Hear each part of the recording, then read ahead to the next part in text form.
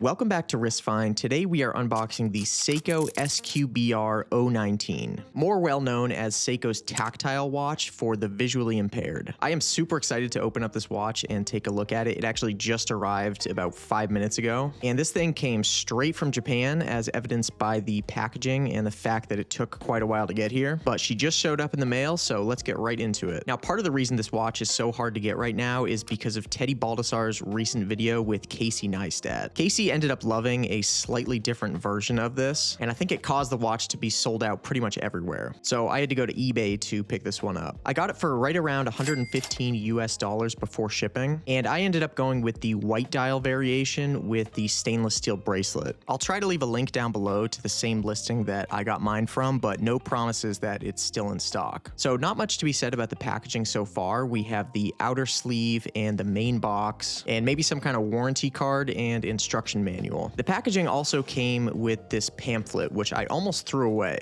until I noticed that it's actually written in Braille, which makes perfect sense given that this is a watch that is really designed for those with visual impairments. But I just thought that was a really cool and thoughtful thing to include. All right, with that to the side, let's get into the watch itself. We'll pull off this front lid. So we have this really weirdly long off-white microfiber cloth, and then we have our watch sitting on the pillow covered up in bubble wrap. And I'm guessing this was added on by the eBay seller and not by Seiko. And there we have it. We got the first look at the watch. Nothing else in the box. The only other thing we have here is the Seiko tag, which has the model number on the back. All right, let's do the satisfying plastic pull.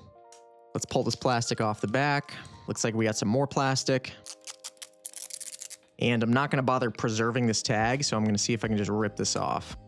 And we got one more little sticker on the case back. And there we go, she's plastic free. By the way, I'm definitely gonna keep this watch and I'll do a more in-depth review on it soon, but it's not lost on me that I am not exactly the target demographic for this watch from a functional standpoint. This watch was really designed for individuals who are blind or visually impaired. So I'm gonna hold on to this one personally for myself, but I also wanna give one of these away to someone who could actually use it. So if you or anyone you know is actually visually impaired and would benefit from having this watch, just do me a favor and subscribe to the channel and either leave a comment down below with your story or send me a message on Instagram at WristFind Watch Reviews. And after I finish up my full in-depth review on this watch, I'll pick someone to buy it for. Anyways, I'm kind of dying to flip this case open, so let's get back into it. So there's this little lip on the front of the case, and in theory, all we have to do is push up and the crystal will flip straight open. That is pretty awesome. So what this does is it now exposes you to the tactile components of the dial. So you can feel each of these individual hour markers and you can feel where the hands are. And supposedly this watch has a more robust movement on the inside and stronger hands, which makes sense. If you are touching it and exposing it all the time, you probably need it to be a little bit more durable. But that is just super satisfying to play with. The hands for sure feel thicker and stronger than most watch hands. And it's hard to pick up on camera, but the whole dial is coated in this sort of clear film. I don't know what they use on the top, but it's almost as if they finished the dial and then dipped it in some kind of clear resin. But it just sort of helps your thumb glide across the dial and probably prevents things like dust accumulating under the hour markers. This is obviously a quartz watch, so it is super thin. We got a case thickness of 11.3 millimeters, a case width of 35.2, although I believe it's listed as 36 millimeters, and a lug-to-lug of just over 42 millimeters. We got a pretty classic Seiko stainless steel bracelet with matte brushed finishing, and sort of a half-polished, half-brushed 2-button clasp on the back. And let's go ahead and see how this looks on the wrist. Definitely got a lot of extra linkage here, so I'm going to go ahead and pop a few of these out. I have kind of a love-hate relationship with Seiko's link changing system. Sometimes I feel like it's so easy, and then other times, like now, it's really hard to get these things out. Yet these things are actually impossible to get out. Okay, no joke, that took literally 30 minutes to do and was the worst bracelet sizing experience I think I've ever had. For some reason, these pins were just impossible to get out, but we're good now.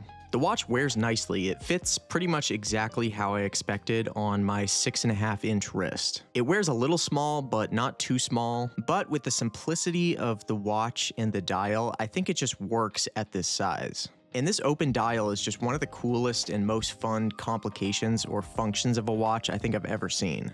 Again, I'm not exactly the target demographic here, and I'm not going to be using this necessarily for its original function, but it is really fun to play around with, and it's one of those watches that just makes a great conversation starter, and one of those pieces that I think gets non-watch people more interested in watches. But let me know what you think of this watch down in the comments below. Is it cool? Is it gimmicky? Is this something you're considering picking up? Let me know your honest thoughts down below. Thanks so much for watching. Make sure to subscribe to the channel if you want to stay up to date on all things watch collecting. And if you're staying here on YouTube, watch this video next. Thanks for the support, happy watch collecting, and I'll see you in the next video.